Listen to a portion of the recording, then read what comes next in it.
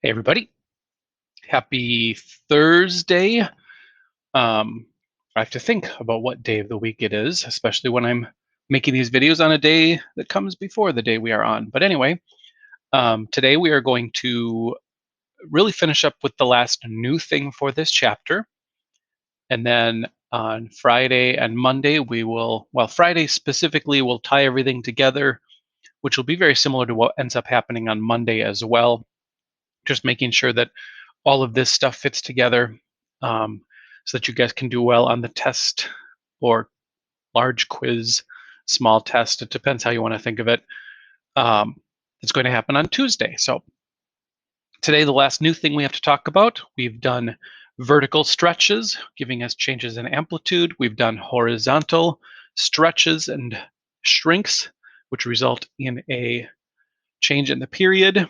We have done horizontal translations. We called those a phase shift. And then finally today, we've got the vertical translation, which we see in the equation that I've got up on the top over on the left side. A is the amplitude, 2 pi divided by k is the period, c is the phase shift, and then I added on a plus h at the end of this one. And we see that when I change the value of h, nothing else is happening except the graph is sliding either up or down. And this one's actually pretty simple, especially when compared to the horizontal stuff that happens. If I make the value of h equal to 5, so we've got the regular sine function plus 5, the graph moves up 5 spots. The midline, I'll be referring to the midline a lot today. The midline moves from the x-axis, it moves up to 5. And then if we change the amplitude, that's stuff that we've talked about already. It just happens to be going up and down around 5 instead of around something else.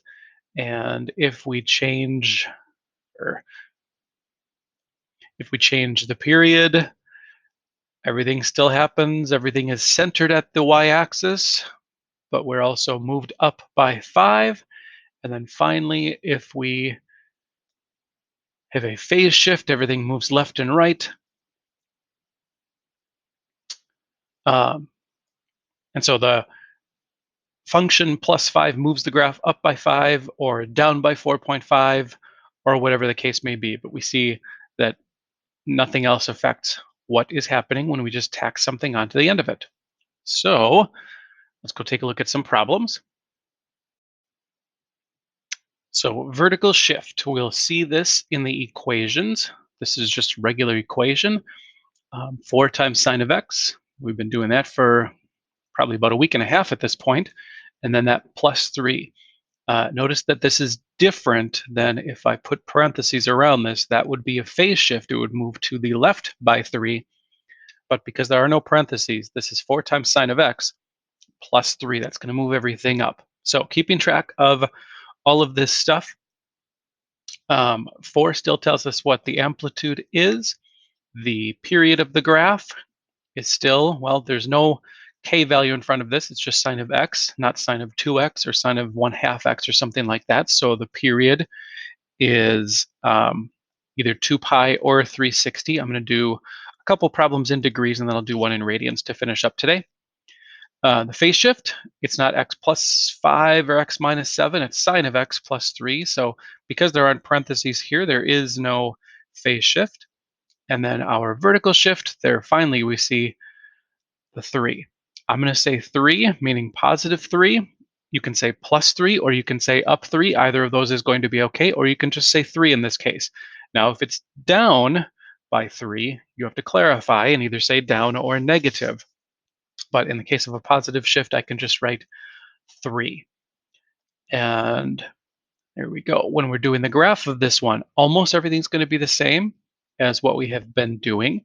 The problem is, with my amplitude of 4, you're probably getting in the habit of just saying, well, if the amplitude is 4, it's going to go up 4 and down 4. And while that is true, it's going up 4 and down 4, not from the x-axis. We've got to take that vertical shift into account and recognize that our midline is now at 3. And so up 4, the amplitude is 4. So going up 4 from 3, we get up to 7. And moving down 4 from 3, we get to -1. So our graph, our sine curve, is going to be taking place here between values of -1 and 7.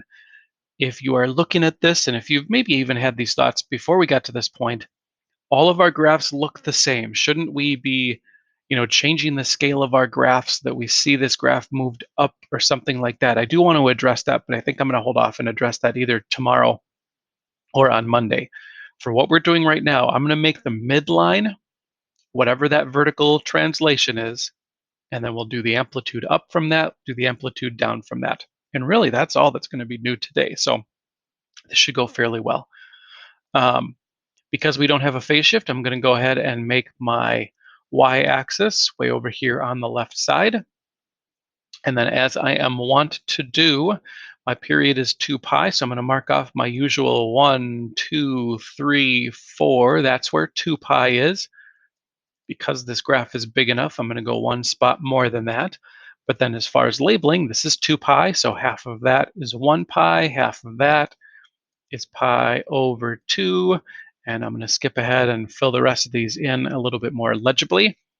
We're counting off by pi's over 2, so pi over 2, 2 pi over 2, 3 pi over 2, 4 pi over 2, of course, is 2 pi, and then 5 pi over 2. And then we are ready to graph. We have here a positive sine curve. There is no horizontal phase shift.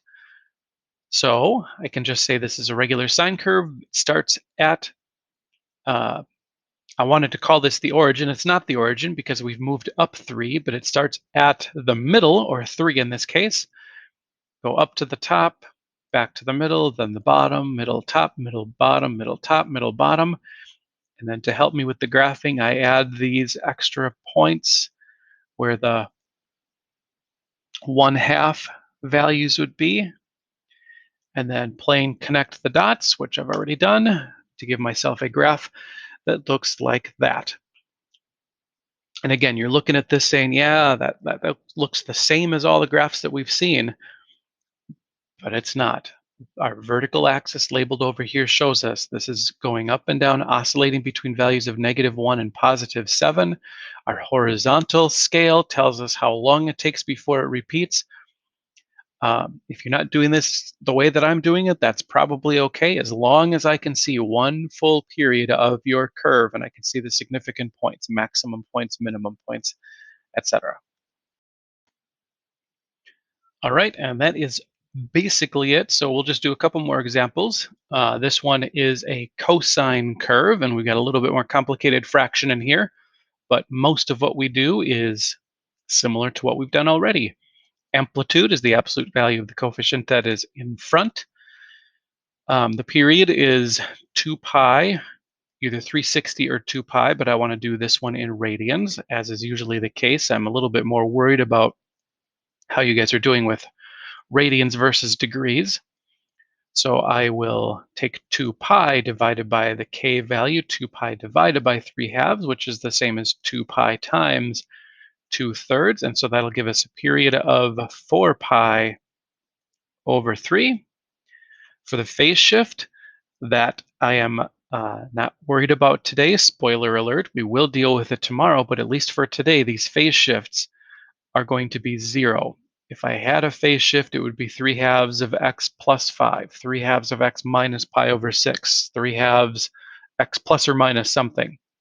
And that's not what I have here. I've got 3/2 x.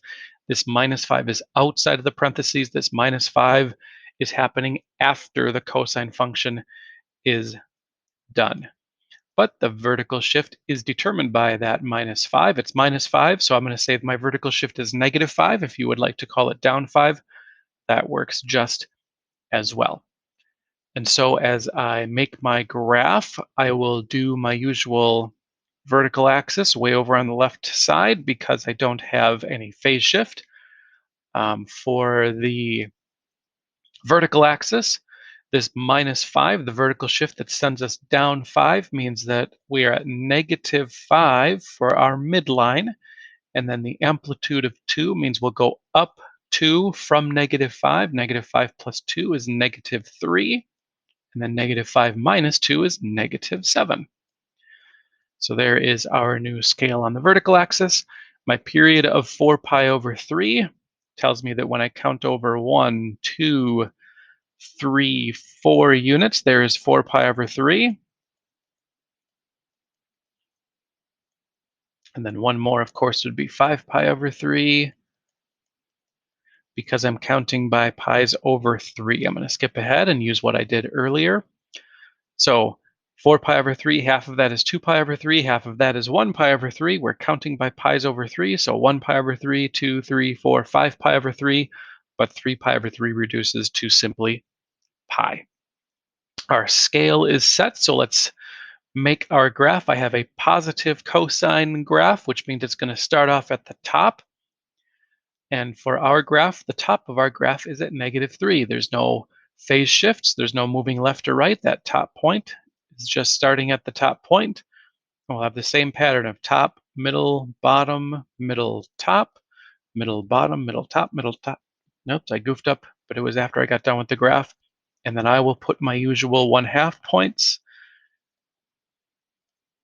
at the appropriate spots so that I can then connect the dots. I know that it starts off horizontal.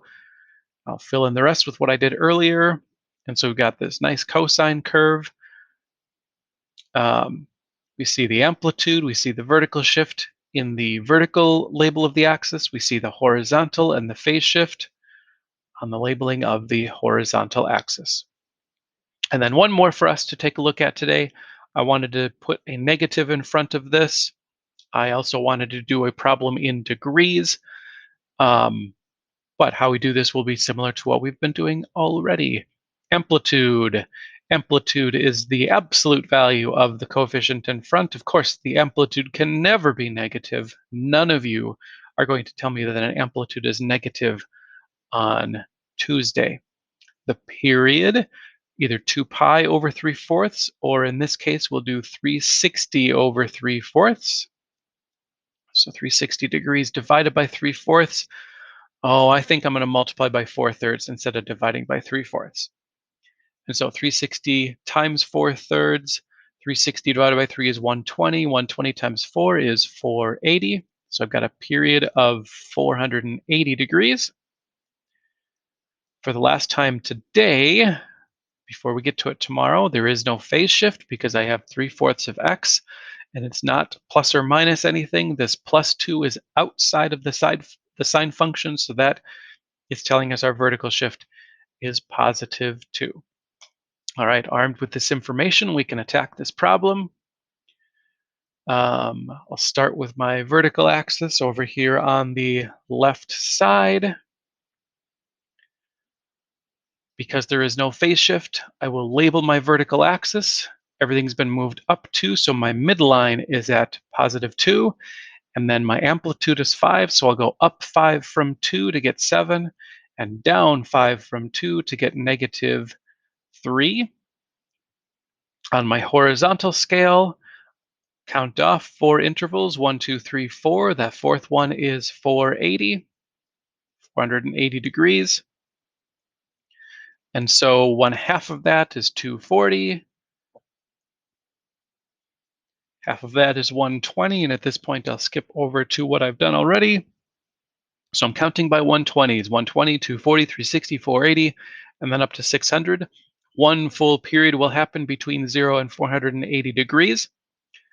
And so I think we're ready to graph. Here I have a negative sine graph, which means it starts at the midline, not at 0 anymore, but it starts at the midline.